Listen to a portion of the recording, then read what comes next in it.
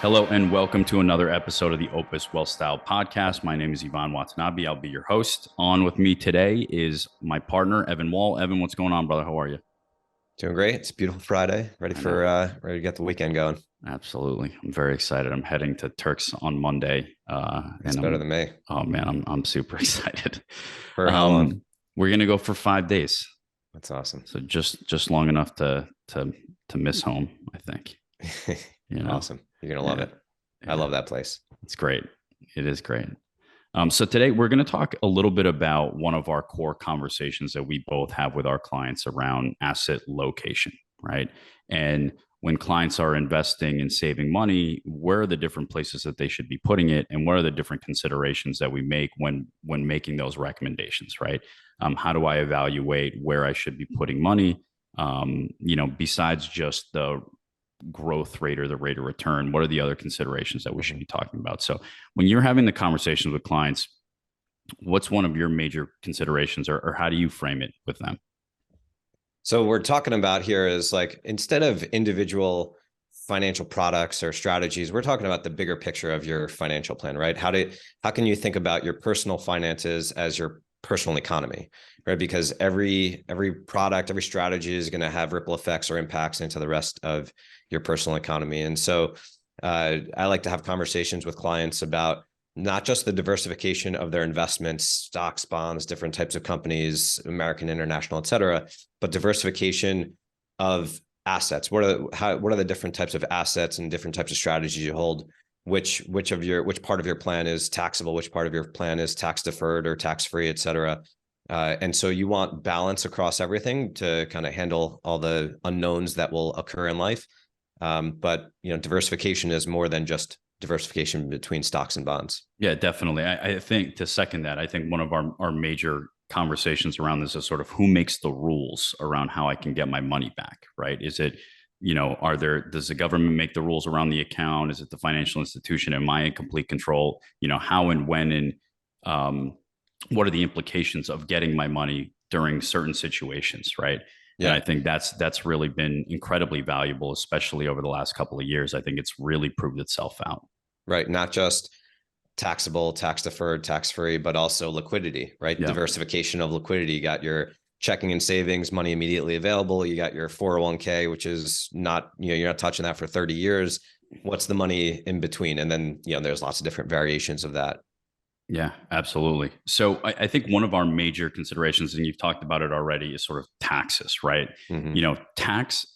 The history of federal tax rates, is so important to understand when you're really planning for the short term and for the long term, right? How is my money taxed on the way in to these investment vehicles? And then how is it taxed on the way out? And I think, when we have the conversation with clients, everybody complains about taxes, right? It's a huge, sure, major conversation. It's different ways for me to save on tax, not just today, but in the future. It's one of the major political, campaign issues that folks are talking about, right? And that is always part of the dialogue. And the conversation today is interesting because we're actually one of the lowest federal tax rates ever. Right. And when I say that to clients, their sort of eyes kind of like glaze over. They don't believe me. Right. Mm-hmm. When we look, mm-hmm, at the federal tax history, these are the federal, the highest and lowest tax brackets. Right. Today at 37%, the highest federal tax rate, it's one of the lowest ever. Right. It's one of the lowest tax rates ever. I mean, I don't think we'll get anywhere close to this, this time over here where taxes were at the 92 percentile, right? I mean, that'd be wild. Imagine making $1 and only keeping 8 cents. For the listening audience who's not looking at the visuals, it's Iván was pointing to 1941. There's the highest tax bracket was above 90%. Yeah, I don't know how that happened, but but the thing here is sort of understanding the current environment, not just the markets, not just liquidity, but where are we in the history of taxes? And again, one of the lowest federal tax rates ever. So when you're planning into, investing in different buckets, it's important to take that into account, right? And understanding, okay, well, where are we today with our tax rates? And then where will we be in the future? And I oftentimes laugh when folks say, hey, I'll be in a lower tax bracket when I retire. That may not necessarily be the case. I mean, if you do a great job saving and investing money, depending on how much income you're pulling from all the different sources, you might be in the same or a higher tax bracket. You might have more money to enjoy in the future. Hopefully. And that's just your financial situation, right? That's not even taking into account tax brackets themselves. Correct. I don't ask too many people, or I don't hear too many answers of people who say, I expect taxes to go down, right? Does anyone expect taxes to go down with like everyone's pretty well aware that Social Security is underfunded and Medicare is going to become a bigger part of the budget. And that's got to come from somewhere, because it's going to be too unpopular for any politician or politicians to get elected on the understanding that they're going to cut Social Security. Like they're just not going to get elected. And so that revenue has got to come from somewhere, and it's likely coming from taxes. I don't see anywhere around that. Absolutely. And so then it becomes, okay, well, now that we have this in mind when we're planning and again, asset locating dollars going into different buckets, what do we think about, right? So when we think about each bucket has a different sort of tax environment, right? Tax today assets, money that gets taxed after, is after tax dollars that get contributed to these buckets. So stocks, bonds, mutual funds, hedge funds, municipal bonds. Actually, let me rephrase that. Mutual funds, business equity, private equity, any type of investment real estate. It's all after tax dollars that you're making as contributions to these different investments, right? So the money goes in after taxes, assuming you're at the highest tax rate, 37%. When the money comes out of those accounts, the principal that you invested is all tax-free, but the growth is going to be subject to whatever the capital gains tax rate is at that time, right? So right now it's 23.8% for the highest tax rate. So dollars going in, all after tax, principal comes out tax-free, and then you pay capital gains tax on the growth. Now, that's why things like a 1031 exchange exist in real estate, where you can take the gains from a property and roll them over into another one. And then hopefully you just keep doing that until, eventually you have some sort of liquidity event, right? Mm-hmm. All right. On the tax advantage side, so dollars going in, again, after taxes, just like in the first bucket. Inside of this tax advantage bucket, we've got Roth IRAs, Roth 401ks, 529 plans for college, municipal bonds, and then the life insurance, death benefit, and cash value. Money's going in after tax, so again, just like in bucket one, but the dollars are coming out fully tax-free. All right, fully tax-free. So when we access capital from those different accounts, assuming that you're abiding by the rules of 529 plans and Roth IRAs, et cetera, that those dollars will come out tax-free. All right. Right. So there's just to be clear, it's not in all circumstances. Can't use $529 to, for your grocery bills that you will get taxed and penalized. So like Iván said, you do have to follow the rules associated with those strategies. But as long as you do, there's definitely tax advantages there. Absolutely. And then the last bucket, tax deferred assets, right? 401ks, 403bs, SEP IRAs, Social Security annuities, dollars going in pre-taxed, right?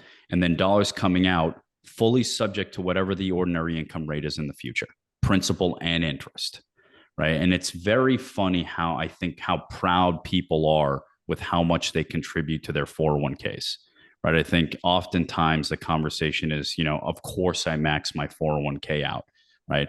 But for some people that may not make sense, right? Given where we are in today's tax environment, you're actually deciding to not pay taxes when tax rates are low, and choosing to pay taxes in the future when principal and interest will come out fully taxable at likely a higher tax rate. Mm-hmm. So that's not to say that that's the case for everyone, but it really needs to be part of the conversation of where do we think tax rates are going? And then where are different options to put dollars into these three different buckets? And that is like a core conversation that we have with just about every single client. Right. I don't know what your thoughts are. Yeah, I've heard this explained to me as reverse tax planning. Of you put in, contributions into 401k, for example, and you don't pay tax today, you pay tax in the future. But if, by the way, taxes are higher in the future, you did that the wrong way. Yeah. What's interesting is the way the math works is if taxes are the same, if you're in the same tax bracket, the brackets are exactly the same today and in the future, it doesn't matter whether you choose the Roth or traditional. But what does matter is there a difference? Are taxes going to be higher in the future or going to be lower in the future? And so that's really where you want to start to think about how can I be strategic about that? And because we don't know what the future holds, again, you want to think about diversification of your assets, asset location. Most people that we meet have a good percentage of their assets already in traditional pre-tax 401k. And so you want to start to, if that's the case for you, you want to start to think about how can you build money that when you get to retirement, you can access it on a tax advantage basis. Yeah, absolutely. And again, I think oftentimes folks make statements or their strategies based off of the existing environment, not considering future environments. So folks will say things like, I'll just do a backdoor Roth IRA. Well, what if the government shuts down the ability to do that conversion in that particular year? And oh, by the way, are you tracking your contributions to that backdoor Roth IRA every single year going forward? Because you're going to need that information when you start to distribute money from the Roth, right?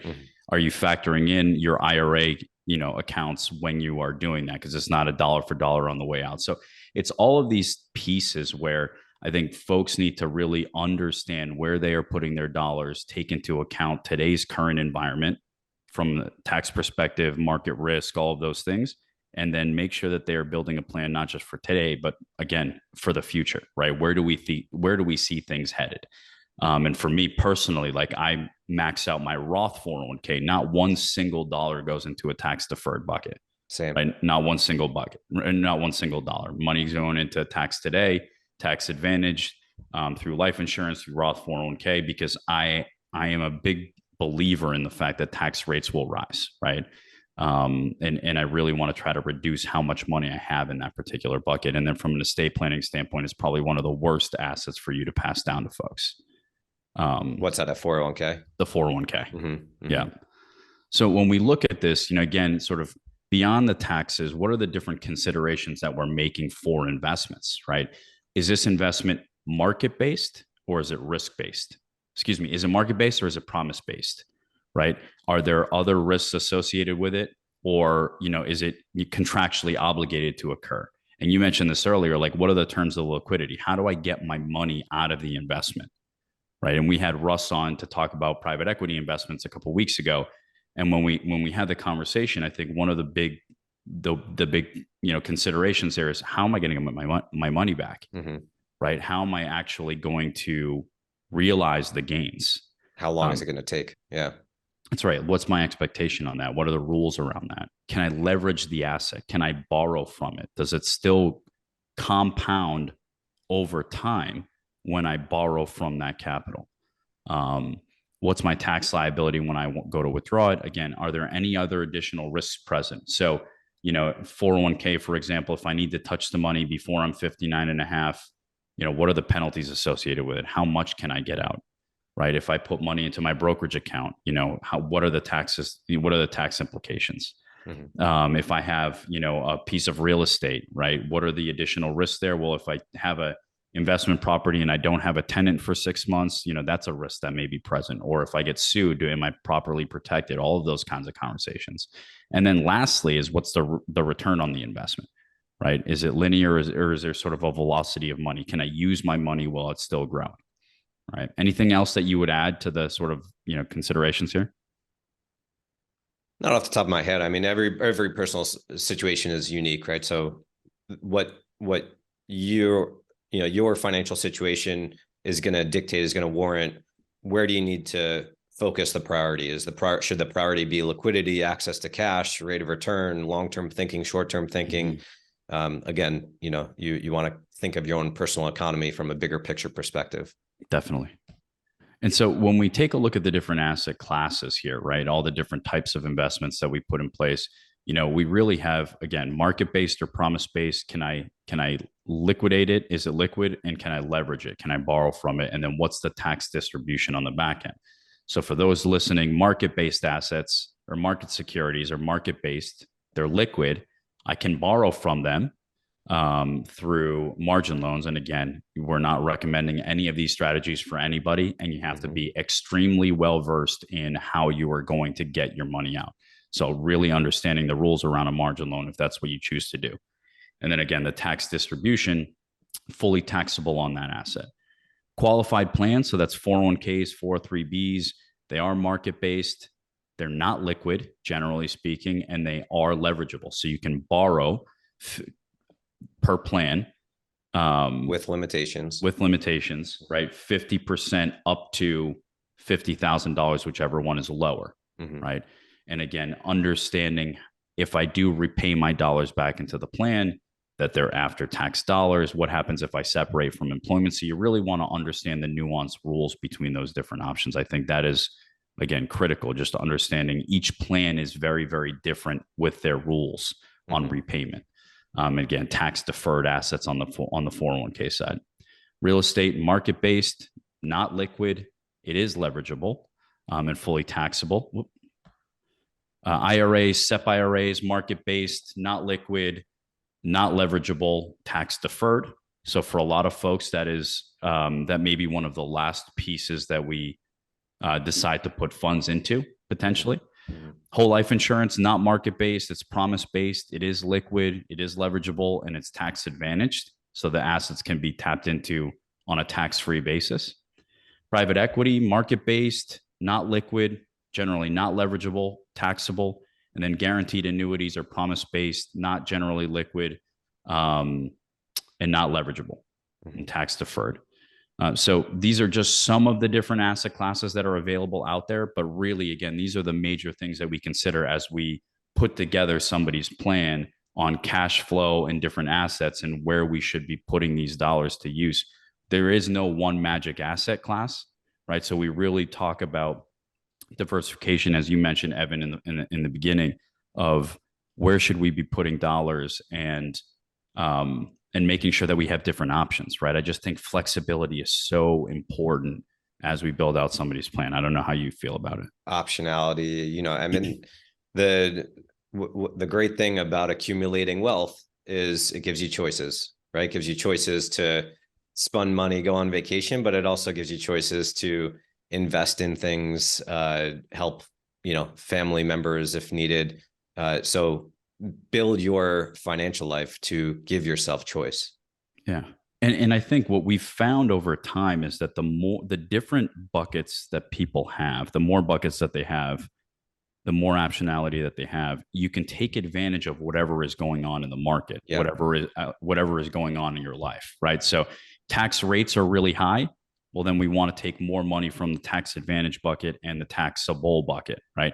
Tax rates happen to be low, or you're not working in that particular year, whatever it might be, then the tax deferred asset may be the best place for you to take it, right? If the markets are crushing it in retirement, then that's a great time for you to take the assets from there. If the market is down, right, in retirement, then we want to be able to take assets from something that's promise based or leverageable, right? So really just having these options every single year will improve the chances of having a successful accumulation, but also distribution phase of retirement, right? Yeah, allows you to stay nimble based upon the current circumstances, which are always changing and unknowable in the future. Yeah, there's so many. I feel like there used to be a lot of adages, if the stock market went up, the bond market went down, bond market went up, stock market went down, et cetera. But last year we saw that wasn't true. Nope. I mean, both were down in a big way last year. And so there was no quote unquote safe money, right? And so just, how do you plan around that? Do you want to be tapping into those asset classes that you thought were safe during retirement, or do you have to have a separate other place to go to, right? If, again, going back to the real estate piece, like if you have a tenant in there and then all of a sudden that tenant decides not to pay, or decides to leave and it's vacant for a period of time, like how are you addressing those risks? It's a great asset class to have, but you have to have other places to go to in order for you to make sure that doesn't set you back in a big way. Yeah. Right? You don't want over reliance on any specific product or strategy. What I probably see the most is an over reliance on things like a 401k. But yeah, you want a bunch of different optionality, depending upon the situation. Yeah, absolutely. So for you, the listening audience, I think one of the major takeaways that we would want to have, as you leave the conversation is really just identifying and understanding all of the different options and the flexibility of each asset class that's available to you, right? Taking taxes into consideration. How am I putting the money in? How am I going to get my money back? And then really just, putting together a plan that works best for you against all of the different, types that are available. Right. Anything else that you would add, Evan, as we kind of wrap up? No, I think we covered it all. Think from a bigger picture perspective. And actually, one more thing I will add is, especially when you're getting started, it's not going to happen overnight, Yep. right? And so start with areas that are going to lay the foundation for your future. Don't feel like you need to have all of this overnight, but start to think more 5, 10, 15, 20 years out and think about where you want to get to. And you'll accumulate these different assets over time. But it's not going to happen overnight, and that's fine. Definitely. Well, thank you, Evan. Again, always, I love having the conversation and sharing our information and our knowledge. And to you, the listening audience, thanks for tuning in. Please click subscribe below to be notified when we have our next episode. Talk soon.